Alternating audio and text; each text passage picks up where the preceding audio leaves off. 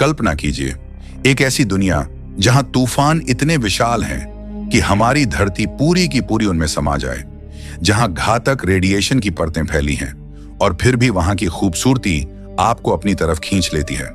ये है जुपिटर, हमारे सौर मंडल का पावर हाउस, इतना विशाल कि इसका मास सन को भी हल्का सा झुका देता है। 7 फ्लाईबाइज, 2 ऑर्बिटर्स और 2 नए मिशंस रास्ते में हैं, लेकिन इसके बारे में सवाल अब भी अनगिनत हैं। इसका लाल रंग आखिर क्यों है? इसके मोटे बादलों के नीचे क्या छुपा है? और वो मशहूर ग्रेट रेड स्पॉट, क्या ये सिर्फ एक तूफान है या कोई और रहस्य? आज हम उतरेंगे जुपिटर के रहस्यों में। ये सन से 5वां प्लैनेट है, एस्ट्रॉयड बेल्ट के किनारे, मार्स और सैटर्न के बीच, 778 मिलियन किलोमीटर दूर, और इसका एक साल हमारे 12 साल के बराबर है। जुपिटर का एक्सियल टिल्ट सिर्फ 3 डिग्री है, यानी यहां मौसम शायद ही बदलते हैं, और सैटर्न की तरह इसका इक्वेटर पोल्स से बड़ा है। यह हमारे सौर मंडल का सबसे बड़ा ग्रह है, इतना बड़ा कि इसका मास बाकी सारे प्लैनेट्स को मिलाकर 2.5 गुना है। यह इतना भारी है कि जुपिटर और सन का बैरी सेंटर, यानी दोनों का सेंटर ऑफ मास, सन की सरफेस के बराबर है। आमतौर पर हम सोचते हैं कि छोटा ऑब्जेक्ट बड़े ऑब्जेक्ट के चारों ओर घूमता है और उसका असर नेग्लिजिबल होता है, जैसे IS का अर्थ के चारों ओर घूमना, लेकिन जुपिटर के साथ मामला अलग है। यह सूर्य को भी अपने साथ इस सेंटर के चारों ओर घुमा देता है, जैसे दोनों कोई कॉस्मिक डांस कर रहे हों। यही वजह है कि जुपिटर की ग्रेविटी धरती से भी 2 गुनी से ज्यादा है।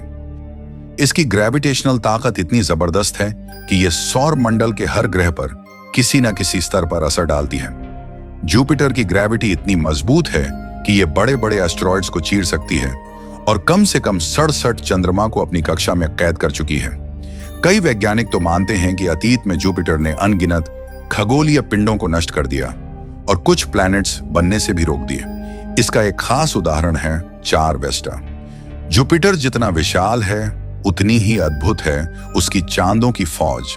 कम से कम 67 चंद्रमा और हर एक की अपनी अलग कहानी।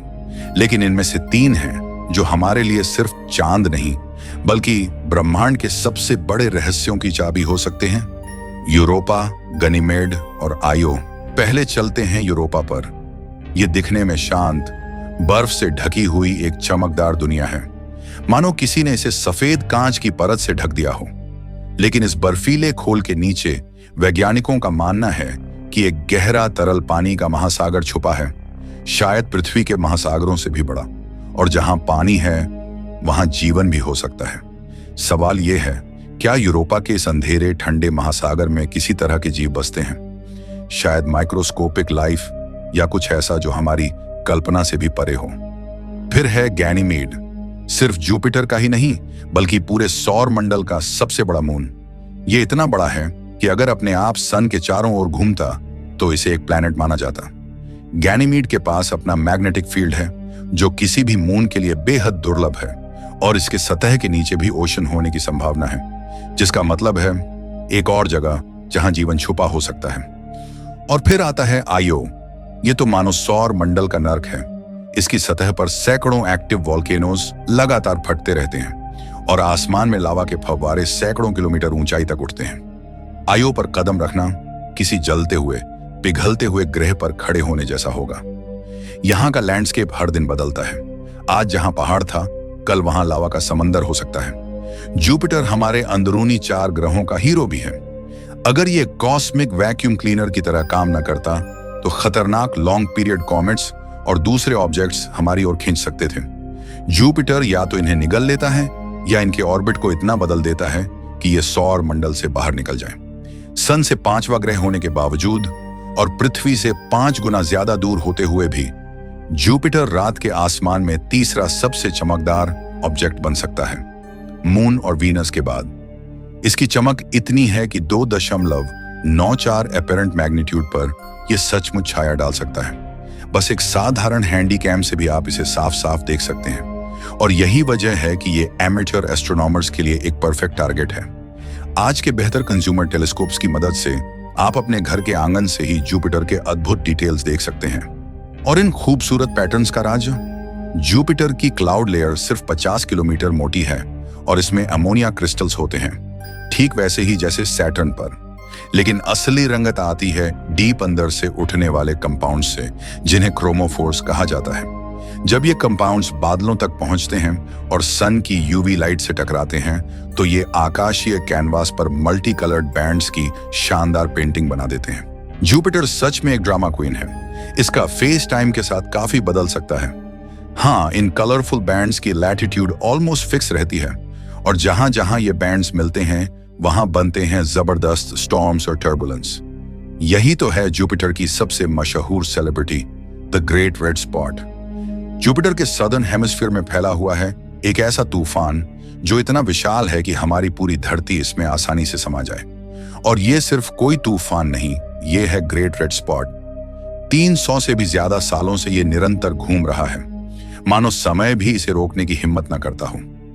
कल्पना कीजिए, हवाएं 430 किलोमीटर प्रति घंटा की रफ्तार से दौड़ रही हैं, बादल उबलते पानी की तरह मचल रहे हैं, और हर पल वहां का माहौल एक खतरनाक नृत्य कर रहा है। ये स्पॉट हमेशा लाल ही नहीं रहता, इसके रंग बदलते रहते हैं, कभी गहरे ईंट लाल तो कभी हल्के नारंगी या भूरे, जैसे कोई विशाल आंख अंतरिक्ष से आपको घूर रही हो।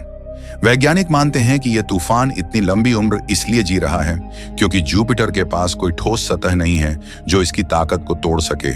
यहाँ की तेज हवाएं और गहरे गैस लेयर्स इसे लगातार ऊर्जा देती रहती हैं। लेकिन एक और रहस्य है, कुछ दशकों से ग्रेट रेड स्पॉट धीरे धीरे सिकुड़ रहा है।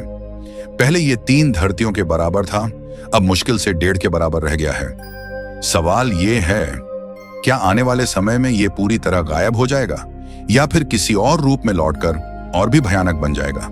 और शायद ग्रेट रेड स्पॉट की गहराइयों में ऐसे राज छुपे हैं जो हमें जुपिटर के वातावरण की असली ताकत और इसके अंदरूनी हिस्सों के बारे में बहुत कुछ बता सकते हैं। यह सिर्फ एक तूफान नहीं, ये ग्रह के दिल की धड़कन है। अब सवाल ये, जुपिटर आखिर बना किससे है?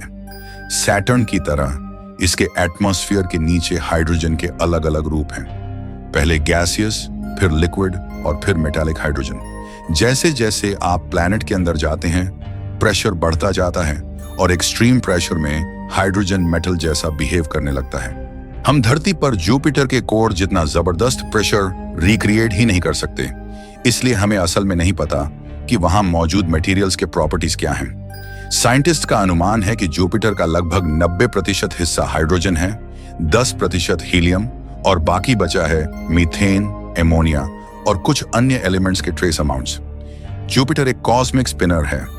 ये हमारे सोलर सिस्टम का सबसे तेज घूमने वाला प्लैनेट है। सिर्फ 10 घंटे में ये अपनी पूरी रोटेशन पूरी कर देता है। लेकिन क्योंकि ये ठोस नहीं है, इसके हर हिस्से की स्पीड एक जैसी नहीं होती। पोल्स पर रोटेशन इक्वेटर से लगभग 5 मिनट ज्यादा लगाता है। बचपन में मुझे हमेशा क्यूरियोसिटी थी कि जब जुपिटर इतना बड़ा है और ज्यादातर हिस्सा हाइड्रोजन से बना है, तो क्या इसे मैच स्टिक से जलाकर तारा नहीं बनाया जा सकता? रियलिटी चेक ये है कि स्टार्स ऐसे नहीं बनते, और वैसे भी जुपिटर पर ऑक्सीजन लगभग नहीं है, तो कंबस्शन का सवाल ही नहीं। साइंटिस्ट का कहना है कि जुपिटर को तारा बनने के लिए अपनी मौजूदा मास से लगभग 75 गुना बड़ा होना पड़ेगा। और हाँ, जुपिटर के भी रिंग्स हैं, बस ये शनि के ग्रैंड रिंग्स जैसे नहीं दिखते। कुल 4 प्लैनेटरी रिंग्स हैं। मेन रिंग पतली लेकिन चमकदार है, बाकी रिंग्स चौड़ी लेकिन बहुत पॉइंट है। रिंग लगभग 6500 किलोमीटर चौड़ी है और इसकी सबसे खास पहचान है मेटिस नॉच नाम का एक गैप। जुपिटर की एक और ताकत, इसका बेहद पावरफुल मैग्नेटोस्फीयर। ये अर्थ के मुकाबले 14 गुना ज्यादा स्ट्रॉन्ग है और इसकी वजह है प्लैनेट का लिक्विड मेटालिक हाइड्रोजन कोर। ये हमारे सोलर सिस्टम में किसी भी प्लैनेट का सबसे ताकतवर मैग्नेटोस्फीयर है और इसे मात सिर्फ सन के सनस्पॉट्स दे सकते हैं। यही वजह है कि जुपिटर सिर्फ एक ग्रह नहीं बल्कि एक मैग्नेटिक जायंट है। जुपिटर का मैग्नेटोस्फीयर सिर्फ ताकतवर ही नहीं बल्कि अद्भुत भी है। इसका पहला कमाल यह है कि यह सोलर विंड को ग्रह के पोल्स की ओर चैनल करता है, जिससे वहां पर भव्य और रंगीन ऑरोराएं बनते हैं। दूसरा फायदा यह है कि जुपिटर के 4 सबसे बड़े चांद, जिन्हें हम गैलीलियन मून्स कहते हैं, इस मैग्नेटोस्फीयर के अंदर ऑर्बिट करते हैं, जिससे ये सोलर विंड से सुरक्षित रहते हैं। मतलब इन्हें खुद का स्ट्रॉन्ग मैग्नेटोस्फीयर बनाने की जरूरत नहीं, क्योंकि जुपिटर उनकी रक्षा कर रहा है। लेकिन इसका मतलब ये नहीं कि वो रेडिएशन से भी सुरक्षित हैं। जुपिटर के चारों ओर एक बेहद शक्तिशाली रेडिएशन बेल्ट है जिसने इसके पास से गुजरने वाली कई प्रोब्स को बर्बाद कर दिया है। जुपिटर का सबसे नजदीकी बड़ा चांद ईओ इस रेडिएशन बेल्ट के बीच से गुजरता है और उसकी सतह पर रोजाना लगभग 3600 रियम रेडिएशन पड़ता है। तुलना के लिए इंसान अगर इतनी रेडिएशन झेल ले तो 4 घंटे में उसकी मौत हो जाएगी। यानी ईओ होम स्वीट होम बिल्कुल नहीं है। इसकी विशालता और ताकत को समझाने के लिए सिर्फ ये एक तस्वीर काफी है। नीचे दिख रहा छोटा सा ब्राइट डॉट असल में एक विशाल स्पेस ऑब्जेक्ट का इंपैक्ट है। सोचिए, अगर ये अर्थ से टकराता तो हमारी दुनिया शायद खत्म हो चुकी होती। हम सच में थैंकफुल हैं कि जुपिटर मौजूद है, न सिर्फ अपनी सुंदरता के लिए बल्कि इसलिए भी कि ये हमारे सोलर सिस्टम के लिए एक रक्षक की तरह काम करता है।